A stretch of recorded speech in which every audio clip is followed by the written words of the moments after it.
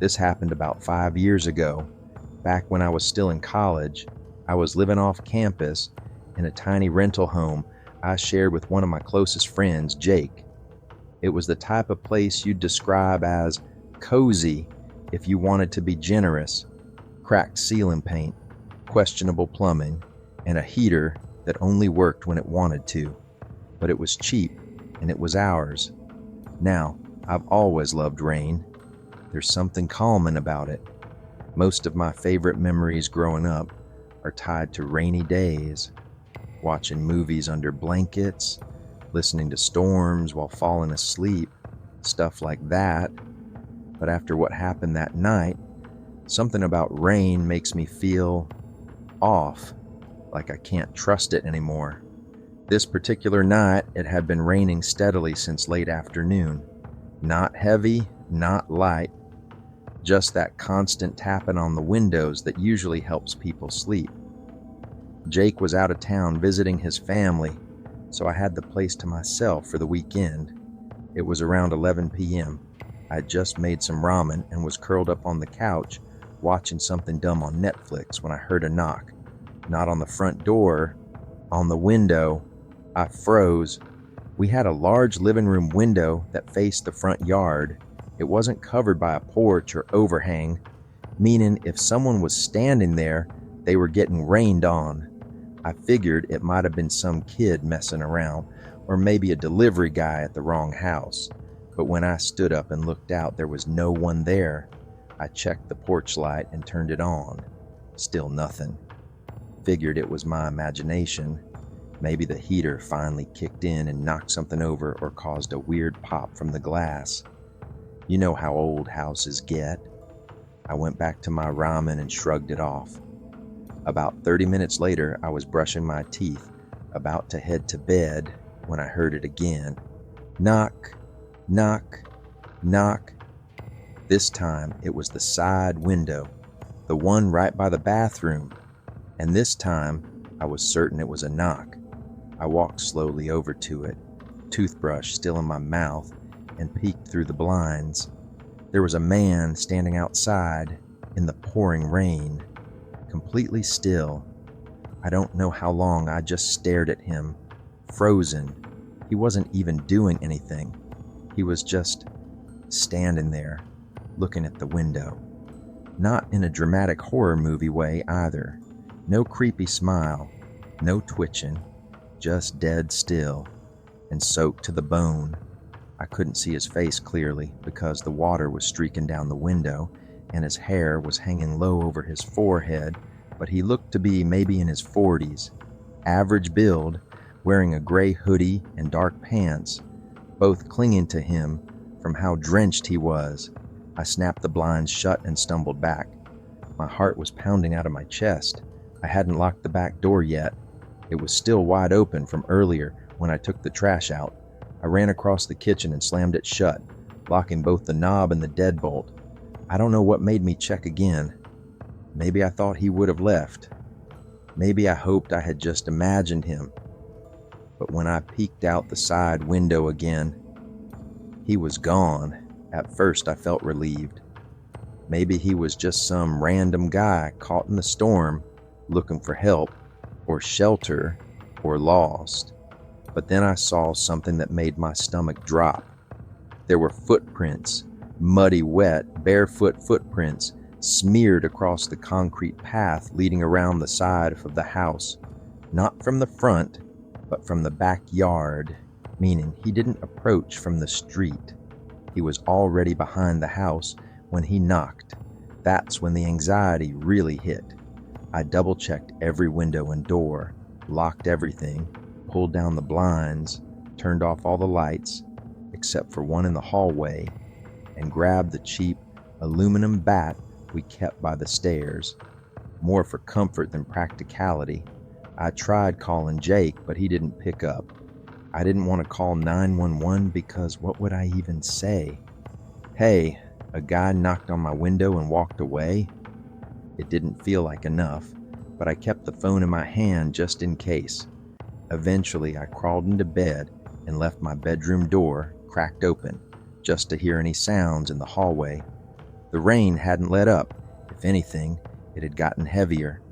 I put in my earbuds and tried to sleep to music. That worked for a while, until I woke up around 2:30 a.m. to what sounded like a loud tap from somewhere in the house. I sat up straight in bed, earbuds still in, pulled one out and waited. Nothing. I told myself it was the storm again. Maybe hail this time. But then it happened again. Tap, tap, tap.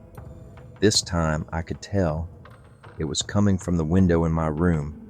I didn't want to look, but I had to. I moved slowly toward the window, trying not to make a sound, heart pounding so hard I thought it might burst. I crouched near the edge of the frame, reached up with my fingertips, and gently pulled the corner of the blind aside. And there he was, his face pressed against the glass, eyes wide, smiling, not just smiling, grinning from ear to ear, and his teeth looked almost too white, like he wasn't human. I dropped the blind and fell backwards, crawled for my phone. I didn't care if 911 thought I was crazy. I called and told them someone was outside my house trying to get in. They said they'd send someone immediately. I stayed locked in the bathroom, door barricaded with a laundry hamper, until I heard the knocking stop. That was somehow worse. The silence. The waiting, not knowing if he had left or was already inside. The police arrived about 10 minutes later. They found no trace of him, no prints, no signs of forced entry, no one matching my description on any cameras nearby. But when I walked them out, I noticed something carved into the wood under my bedroom window. Just 3 words, scratched deep with something sharp. I saw you. I moved out the next week. To this day, I have no idea who that man was, what he wanted, or how long he had been watching me. But every time it rains, I can't help but wonder if he's still out there, waiting for another quiet house on another rainy night.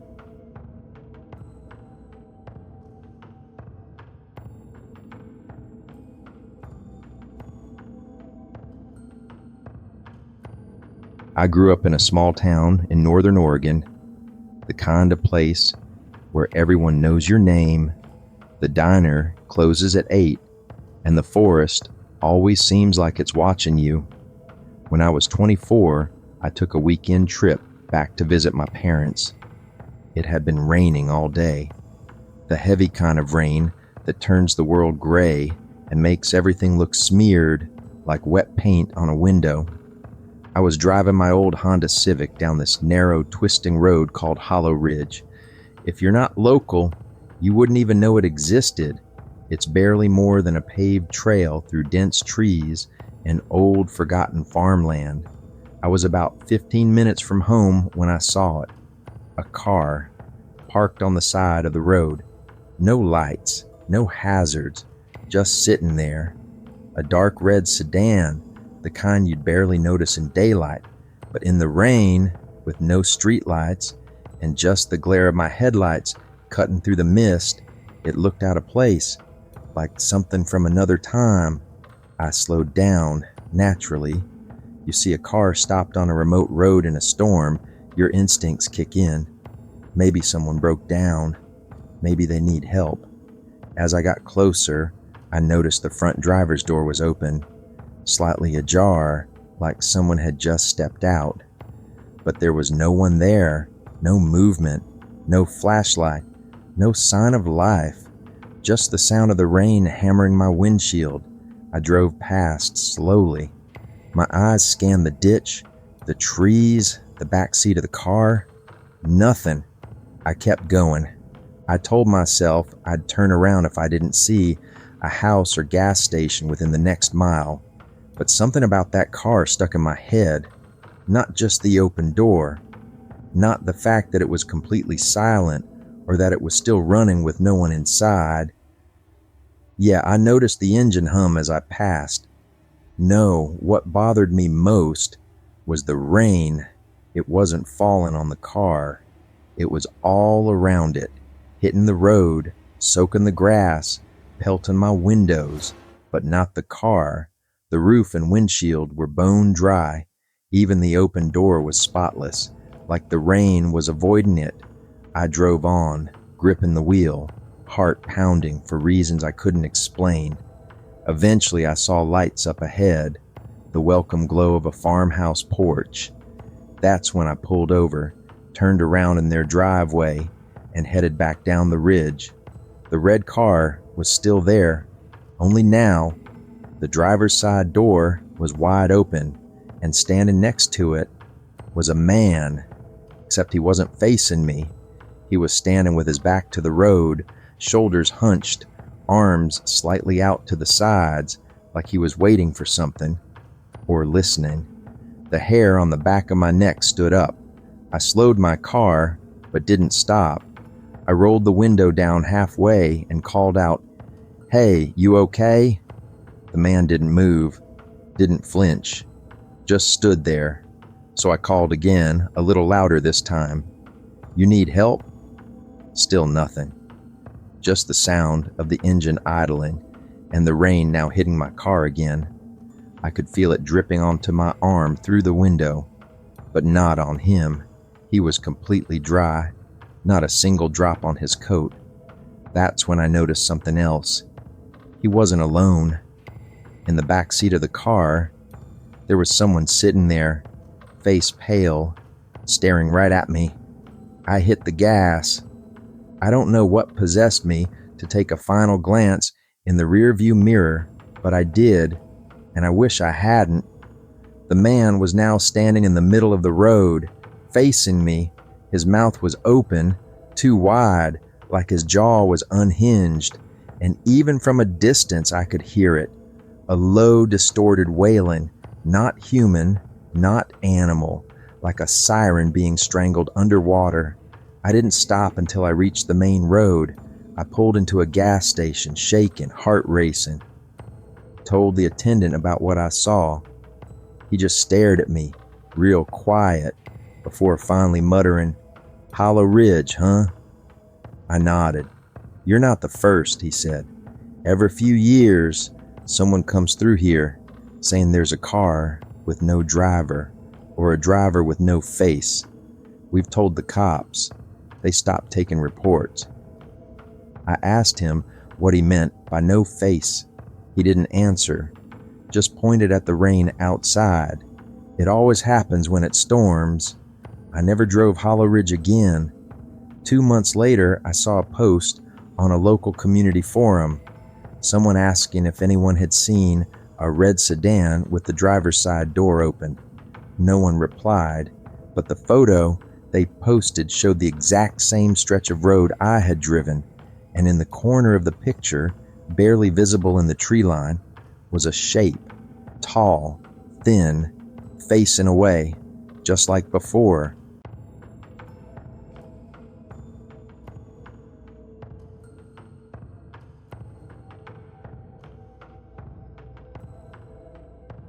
This happened to me back in 2019, just after I moved to a quiet little town in upstate New York. I was renting a 2-story house that sat at the edge of a large wooded nature preserve, the kind of place where the nights are pitch black and the air always smells like pine. The house was old but well kept. 2 bedrooms, creaky hardwood floors, an attic I never used, and a basement I tried not to think about. I was living alone for the first time, and honestly, I loved it. No roommates, no city noise, just peace and silence. That is, until the storm. I remember that week vividly because the power had flickered on and off for days. A strong rainstorm had rolled in and just sat over the area, dumping endless sheets of water on everything. Trees bent sideways in the wind. The power lines kept buzzing, and the forest outside my window looked like something out of a Gothic painting. Dark, wet, and dense. The worst night was a Friday. The rain had picked up around 7 p.m., and by 9, the thunder was shaking the windows. I made some tea, wrapped myself in a blanket, and curled up on the couch with a book. It was peaceful in that eerie kind of way, the whole house groaning under the weight of the weather. Around 10:15 p.m., I got up to refill my mug. That's when I noticed it. The light in the downstairs hallway was on. Now, that might not sound strange, except I hadn't turned it on, and I hadn't gone downstairs all day. The only thing down there was the basement door and a small laundry room. I stood at the top of the stairs, staring at the warm glow leaking up from below, and told myself maybe I left it on earlier without realizing. I went down the steps slowly, each one creaking under my weight. The hallway light was indeed on, soft, yellow, humming, the kind of bulb that flickers slightly when it's about to burn out. I reached out, turned it off, and went back upstairs. I didn't think much of it. I was tired. The storm was loud. Maybe I was just being paranoid. About 20 minutes later, I passed by the stairwell again on the way to the bathroom, and the light was back on. That's when I stopped in my tracks. I stood there in the hallway, staring down into that glowing square of light below. The staircase felt longer now, deeper. I couldn't hear the bulb humming this time. It was just silent. No wind, no thunder, just that light.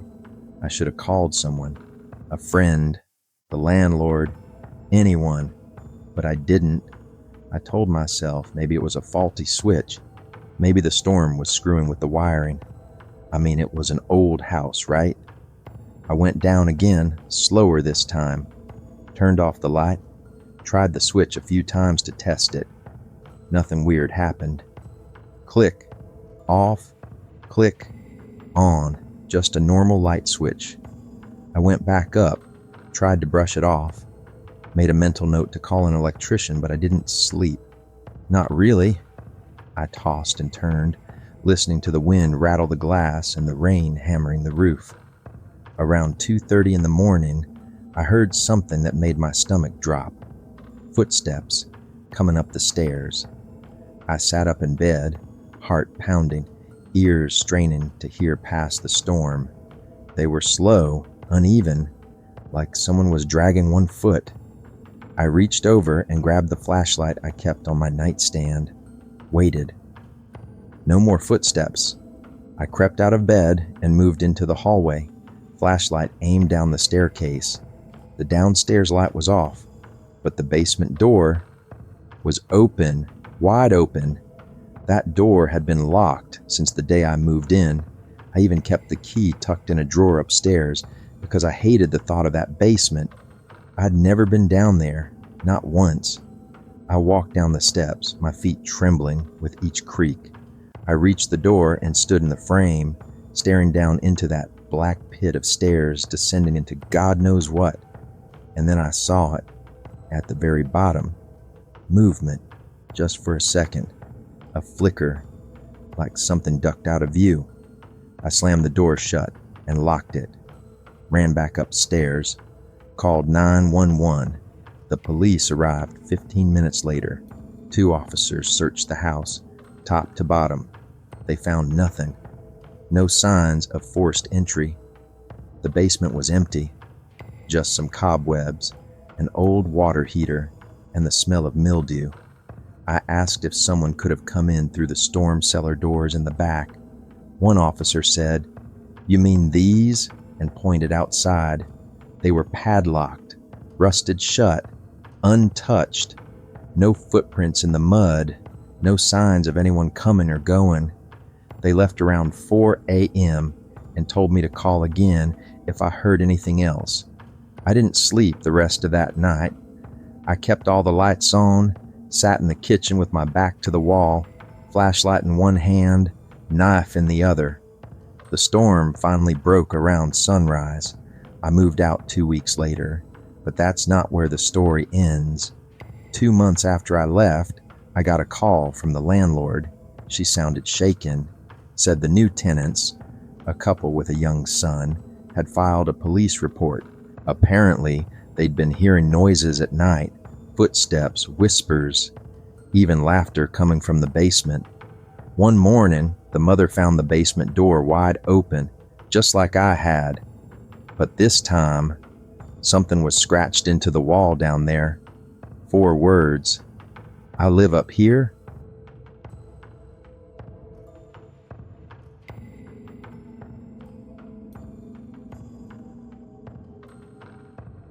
This story was shared with me by someone I used to work with, a guy named Aaron. Totally normal guy. Funny, rational, the kind of person who never really believed in anything paranormal. But when he told me this, he looked genuinely disturbed, and now, anytime it rains heavily, he refuses to go out after dark. This happened in 2021. Aaron was on a road trip from Pennsylvania to Ohio to visit his cousin. He left later than planned, and a storm rolled in just after 9 p.m. One of those long, endless stretches of rain where the sky is so dark it might as well be midnight, and your headlights barely cut through the mist. He was about an hour from his destination when he realized his gas tank was lower than he thought. No service stations for miles, and the GPS kept lagging due to spotty signal. He drove with clenched fists, eyes straining to find any light through the wall of rain. Finally, he spotted it, a glowing red and white sign that just said GAS. No brand name, no prices, just GAS. The place looked like it hadn't been updated since the 80s. 2 old-school pumps under a rusted canopy, flickering neon lights, and a tiny building that looked more like a shack than a convenience store. Aaron pulled in, heart pounding with relief. There were no other cars, no attendant, but the pump still worked. Old analog display, thick rubber handle, no credit card slot, just a slot for cash. He glanced at the store window. Dark, but open. The open sign was lit. No movement inside. He figured maybe it was one of those self-service places with someone watching from inside. After filling the tank, he decided to go in and grab a snack and ask if the storm was expected to worsen. The second he opened the door, he regretted it. The bell above the door rang, but no one greeted him. The inside was dim, lit by just a single buzzing fluorescent bulb overhead. The shelves were dusty, expired snacks. Everything smelled like mold and gasoline, and it was freezing. He called out, "Hello?" No answer. Behind the counter was a narrow hallway that led into a darker part of the building. Aaron leaned over the counter and said again, louder this time, "Anyone here?" That's when he heard a noise. Tap, tap, tap. Not from the hallway, from the freezer section behind him. He turned. There, pressed against the inside of the freezer door, was a woman staring right at him, eyes wide, face pale, mouth moving, but no sound, like she was trying to scream through the glass. He rushed over and tried to open the door. It wouldn't budge, locked, sealed tight. She pounded on the glass. Her eyes darted past him, toward the back hallway. Aaron turned and for the first time noticed the footsteps, wet footprints on the linoleum leading from the hallway to the counter, and then stopping, as if someone had been watching him, standing right there, but no one was visible. He turned back to the freezer. The woman was gone. The freezer was empty, just shelves of old popsicles and frost. Aaron backed toward the door slowly. The bell didn't ring when he opened it. It had stopped hanging entirely, as if ripped from the mount. As he stepped outside into the rain, he glanced at the gas pump again and froze. There was no hose, no nozzle, just a rusted, empty shell of a pump. The digital numbers had never moved. There was no display at all. Aaron ran to his car, turned the key. It started. Thank God. He peeled out of there so fast he nearly slid off the road. The storm didn't break until an hour later, right as he crossed the state line. He didn't say anything to his cousin that night. But the next day, he checked Google Maps, tried to find the gas station he had stopped at.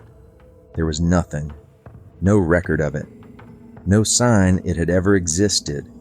The next time he made that drive, a month later, he kept his eyes open around the same stretch of road, and he found the spot. Just trees, no pavement, no signage, no gas station. But there was something else. In the dirt, half buried in mud and weeds, was an old broken freezer door, glass shattered inward, smeared with what looked like fingernail scratches and a single red handprint. He never took that route again.